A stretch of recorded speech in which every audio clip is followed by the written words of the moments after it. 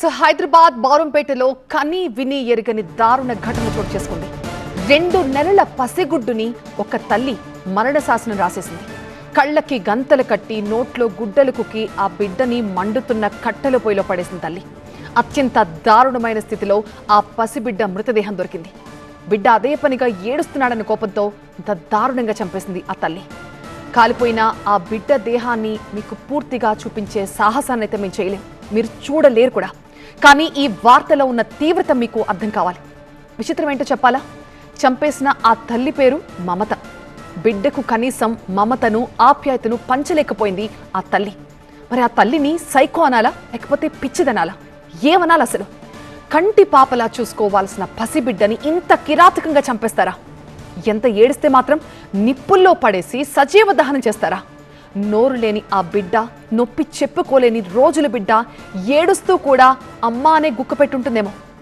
ఏ ఏడుపుకి కారణమేంటో తెలుసుకోలేని ఆ మూర్ఖపు తల్లి బిడ్డని ఏ ఇతర కుటుంబ సభ్యులకో అప్పగించొచ్చు కదా, లేదా డాక్టర్ దగ్గరికి తీసుకెళ్లి చూపించొచ్చు కదా. మరి ఇంత దారుణంగా కట్టెల పొయ్యిలో పడేసి సజీవ దహనం చేసింది.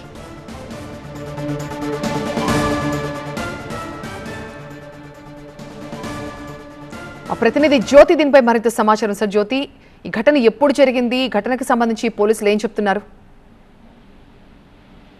దుండిగల్ పోలీస్ స్టేషన్ పరిధిలో అత్యంత దారుణమైనటువంటి ఘటన చోటు చేసుకుంది. ఆ 2 నెలల బాబుని కన్న తల్లి కట్టెల పొయ్యిలో కాలుతూ ఉండగా, ఆ కట్టెల పొయ్యిలో 2 నెలల బాబుని నోట్లో గుడ్డలు కుక్కి ఆ తర్వాత కాళ్ళకి చేతులను అన్నిటినీ కూడా కట్టేసి పడివేయడం జరిగింది. అయితే ఇంతటి దారుణ ఘటన ఈ రోజు ఉదయం జరిగినట్టుగా తెలుస్తోంది. దీనికి సంబంధించి డైల్ 100 కాల్ రావడంతో దుండిగల్ పోలీసులు ఘటనా స్థలానికి వెళ్లారు. ప్రస్తుతం తల్లి మమతను అదుపులోకి తీసుకోవడం జరిగింది. ప్రాథమికంగా రోజు 2 నెలల బాబు ఏడుస్తూ ఉన్నాడన్న ఒక కోపంతో ఇంతటి దారుణానికి ఒడిగట్టినట్టుగా అయితే తెలుస్తోంది. ప్రస్తుతానికి మమతను విచారిస్తున్నారు. వీళ్ళు మధ్యప్రదేశ్ కు చెందినటువంటి వాళ్ళుగా చెప్తూ ఉన్నారు.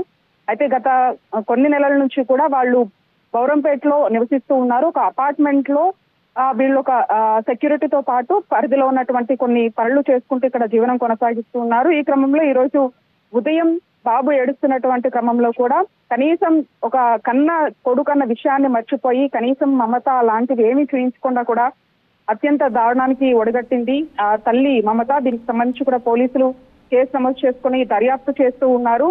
అయితే దీనికి కేవలం ఆ బాబు నిత్యం ఏడుస్తున్నాడనే కారణమేనా, లేదు అంటే ఇంకేమైనా కారణాలు ఉన్నాయా అనే దానికి సంబంధించి కూడా పోలీసులు అన్ని కోణాల్లో కూడా దర్యాప్తు చేస్తున్నారు.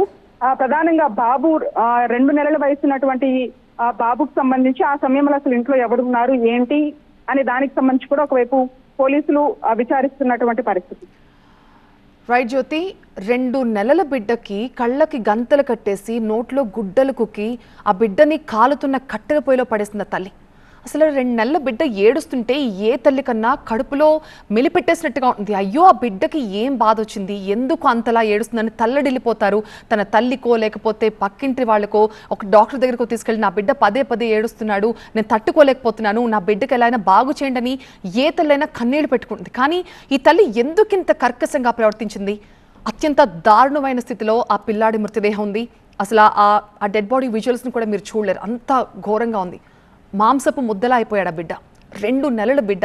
పాపం ఆ లోపల కడుపులో నొప్పి ఉందా లేకపోతే ఏదైనా ఇబ్బందిగా ఉందా చెప్పుకోలేడు కదా. పైకి చెప్పుకోలేని బిడ్డ ఏడుపును చూసి తల్లడిల్లిపోవాల్సిన ఆ తల్లి ఇంత దారుణంగా ఇంత కర్కశంగా ఎలా ప్రవర్తించింది? ఈ వార్తలో ఉన్న తీవ్రతని మనం ఖచ్చితంగా అర్థం చేసుకోవాలి. చంపేసిన తల్లి పేరేమో మమత, కానీ ఆ తల్లికి జాలి దయ మమత ఇలాంటివి ఏమీ లేకుండా ఒక సైకోలాగా ఒక పిచ్చిదానిలాగా ప్రవర్తించింది. కంటికి పాపలా చూసుకోవాల్సిన బిడ్డని ఇంత కిరాతకంగా ఎలా చంపేసింది? ఎంత ఏడిస్తే మాత్రం అలా నిప్పుల్లో పడేసి సజీవ దహనం చేస్తారా? పాపం నోరు లేని ఆ బిడ్డ, నాకు నొప్పి అని చెప్పుకోలేని రోజుల బిడ్డ ఏడుస్తూ కూడా పిల్లలు పాపం అమ్మానే ఏడుస్తారు కదా, ఎంత గుక్క పెట్టి ఏడ్చుంటుంది. ఆ ఏడుపు పైకి వినిపించకూడదని నోట్లో గుడ్డలు కుక్కేసి కళ్లకు గంతలు కట్టేసి దారుణంగా మండుతున్న కట్టెల పొయ్యిలో పడేసి ఆ పిల్లాన్ని సజీవ దహనం చేసింది. ఆ ఏడుపుకి కారణం ఏంటో కూడా తెలుసుకునే ప్రయత్నం చేయలేదు ఆ మూర్ఖపు తల్లి. ఆ బిడ్డని పాపం ఇంకెవరికంటూ కుటుంబ సభ్యులకు అప్పగించుంటే వాళ్ళు ఊరుకోబెట్టేవారు కదా, లేకపోతే ఏ డాక్టర్ దగ్గరకు తీసుకెళ్తే వాళ్లకు మందిచ్చేవారు కదా. ఇంత దారుణంగా ఎందుకు ఇలాంటి పని చేసింది ఆ తల్లి? ఆ తల్లిని ఏం చేయాలి అసలు?